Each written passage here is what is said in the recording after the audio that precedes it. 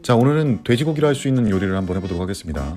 제육볶음 하려다가 보니까 김치찌개가 갑자기 먹고 싶더라고요. 그래서 돼지고기 조금을 썰어가지고 놓고요. 김치를 가위로 싹둑싹둑 썰어요. 밥 한 공기 정도의 분량으로 해서 넣으시면 되고요. 고추장 한 스푼을 넣습니다. 그리고 같은 부피로 된장 한 스푼, 그 다음에 간장 두 스푼. 자, 부피가 비슷하죠? 저렇게 해서 서로 볶아주시면 돼요. 중불 정도로. 근데 잘 안 볶아지잖아요. 그러면 물을 약간만 넣어주세요. 그리고 저렇게 육즙이 나올 때까지 볶아주시면 됩니다. 좀 몇 분 볶다가요. 600ml 정도 물을 넣으시고 끓이십니다. 이때 양파 대신에 설탕을 한 스푼 넣으셔도 상관없습니다. 그리고 두부는 저렇게 길게 썰어주시면 되고요. 투하합니다.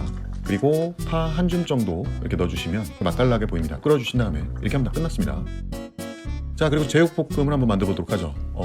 네, 갑자기 좀 세서 한번 봤는데 아무도 없더라고요. 돼지고기를 썰어 주시고요. 삼겹살도 괜찮고요. 자, 삼겹살 600g 기준입니다. 고추장 2스푼, 설탕 4스푼, 고춧가루 4스푼, 간장 3스푼, 그리고 식초를 1스푼 정도 넣어주시면 잡내가 좀 사라집니다. 저렇게 손으로 주물주물해서 잘 섞어주신 다음에 프라이팬에 기름을 살짝 두르고 중불 정도로 하시면 됩니다. 너무 센 불을 하면 고춧가루가 탑니다. 양파를 길게 썰어주시는 게 좋고요. 양파를 넣고 또 중불 정도로 해서 살살 볶아주는데 좀 성이 안 찬다, 좀 잘 익었으면 좋겠다라고 하면 뚜껑을 덮고 3분 정도 중불에서 조리를 하시면 됩니다.